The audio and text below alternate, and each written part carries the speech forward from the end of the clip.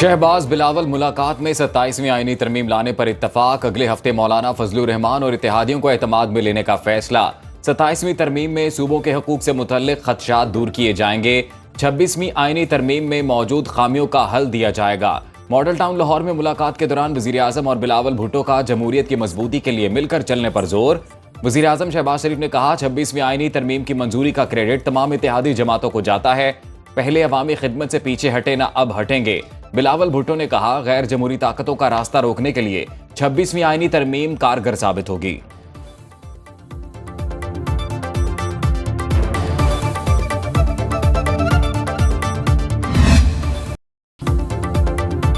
Mohammad Rizwan one day और T20 के कप्तान, सलमान अली आगा नायब कप्तान मुकर्रर। Chairman Pakistan cricket board Mohsin Naqvi ने ऐलान कर दिया। न्यूज़ कॉन्फ्रेंस में कहा कि बाबर आजम हमारा असासा। उन्होंने खुद कहा कप्तानी नहीं करना चाहते। इंग्लैंड के खिलाफ जीत में सिलेक्शन कमेटी का बड़ा किरदार है। डोमेस्टिक क्रिकेट को अहमियत और नौजवान खिलाड़ियों को मौके देना होंगे।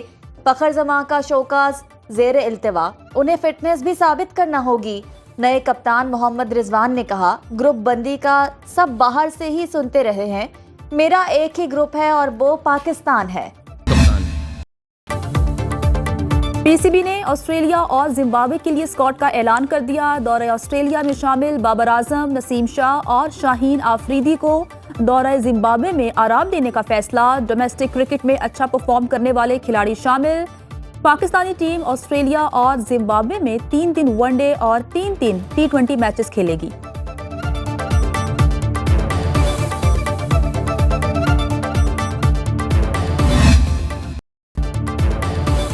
पाकिस्तान क्रिकेट बोर्ड की 25 खिलाड़ियों को सेंट्रल कॉन्ट्रैक्ट की पेशकश। बाबर आजम और मोहम्मद रिजवान को ए कैटेगरी में रखा गया।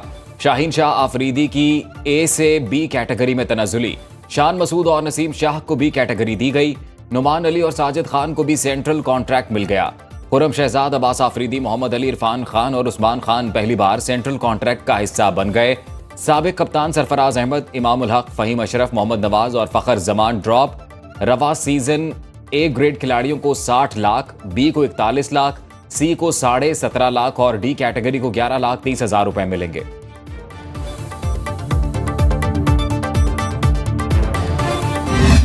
Non-filer will not be able to buy property, buy vehicles. एक बात बड़ी क्लियर है, on the macroeconomic stability सब लोगों ने एक्चुअली मिल के काम।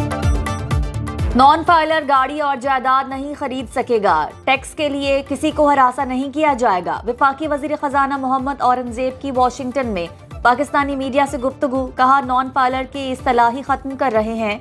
मईशत की बेहतरी के लिए मजीद मुश्किल फैसले करना होंगे। हम पायदार तरक्की के रास्ते पर गामजन हैं। मैक्रो इकनॉमी पर तवज्जो देने से महंगाई कम हुई। अमेरिका में मुलाकातें मुस्बत रहीं। स्टेक होल्डर्स ने पाकिस्तान में महंगाई में कमी को सराहा।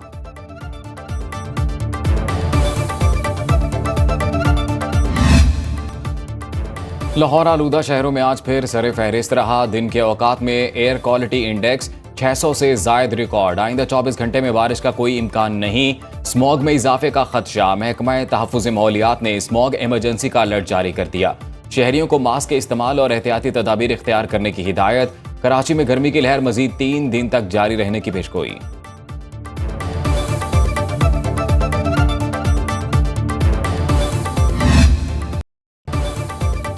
लाहौर में माहौलियाती आलूदगी के खात्मे के लिए ऑपरेशन। 17 अफराद गिरफ्तार, 72 गाड़ियां बंद।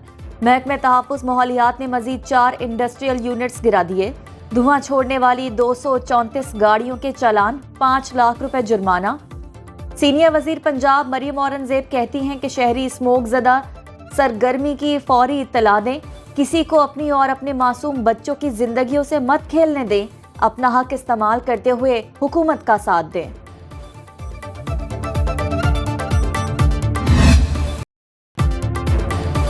पेशावर फैक्ट्री में लगी आग पर 26 घंटे बाद काबू पा लिया गया। कूलिंग का अमल जारी। हयाताबाद में टिश्यू पेपर बनाने वाली फैक्ट्री का एक हिस्सा मुनहदिम।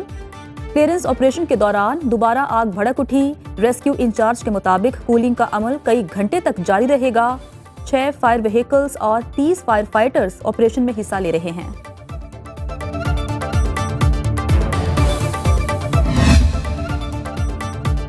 कसूर में कोट राधा किशन रोड पर खौफनाक हादसा, 4 अफराद जाँ बहक, 1 जख्मी। लिफ्टर के जरिए कंटेनर उतारते हुए गाड़ी और 2 मोटरसाइकिलों पर जा गिरा। जाँ बहक अफराद की लाशें और जख्मी अस्पताल मुंतकिल। अपर कोहिस्तान में शत्याल के मकाम पर मुसाफिर बस खाई में जा गिरी, 3 अफराद जाँ बहक, मुतअद्दिद जख्मी।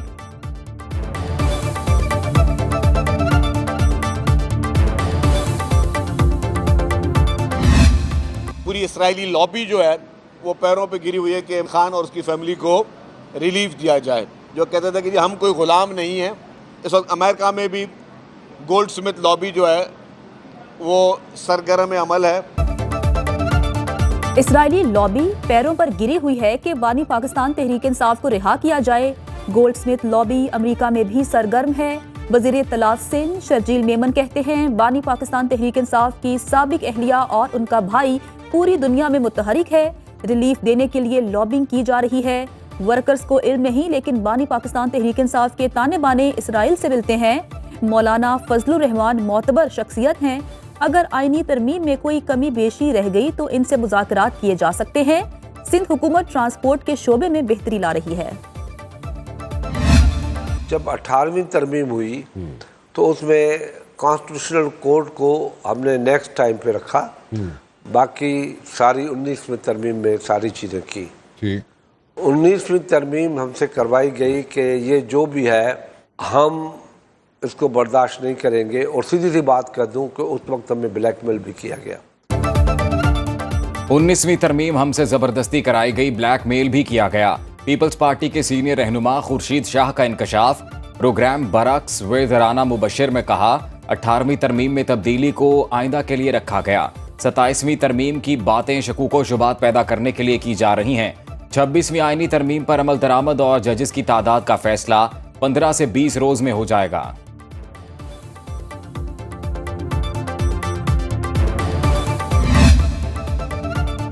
पाक सरजमीन को दहशतगर्दी से पाक करने का मिशन। खैबर पख्तूनख्वा में सिक्योरिटी फोर्सेस के 2 ऑपरेशन, 4 खारजी जहन्नुम वासिल। ISPR के मुताबिक शुमाली वज़ीरिस्तान में शदीद फायरिंग के तबादले में मतलूब खारजी कमांडर इंसाफुल्लाह समेत 2 खवारिज हलाक।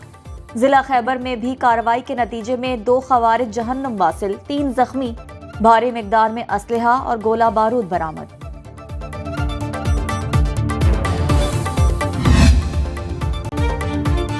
लाहौर में पोलो इन पिंक का फाइनल टीम पिंक ने जीत लिया। टीम वाइट को 6 के मुकाबले में 7 से शिकस्त दी। फैसला कुन गोल मैच के आखिरी लम्हात में ही किया। Chairman Peoples Party Bilawal Bhutto की बतौर मेहमान खुसूसी शिरकत। खिलाड़ियों में इनामात तकसीम किए। मैच से पहले विंटेज कार और हैवी बाइक रैली का भी इनाकाद।